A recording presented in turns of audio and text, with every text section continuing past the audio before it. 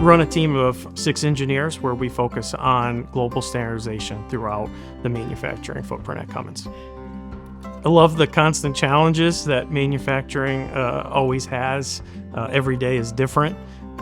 Every challenge is different, and really appreciate the drive that manufacturing always takes and brings out of me and my team.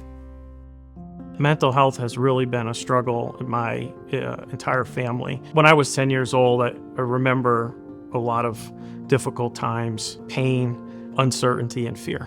The real impact for me was the loss of my father to suicide, at the young age of 10 years old. As I got older, started working, started having a job, more responsibilities, I started realizing the impact of that by people around me calling out my behavior. A lot of the feelings and emotions that were going on during that time of my life were very erratic. What happened from all of that, ultimately led to bad decisions in my workplace, ultimately led to me for dismissal, which was in law enforcement.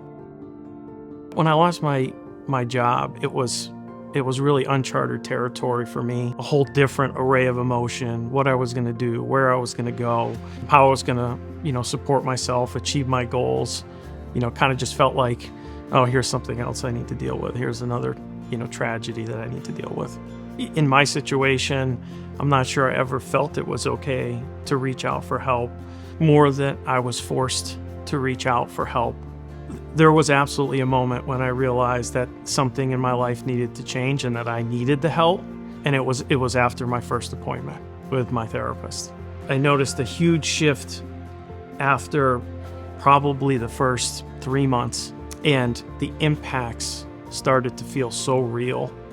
And I started to realize that had been 20 years of built up pain and anxiety and real depression that needed to be addressed. There's no doubt that critical shift started with my wife, Heather. She had been with me through the absolute worst, and she had encouraged me to seek the help that I needed.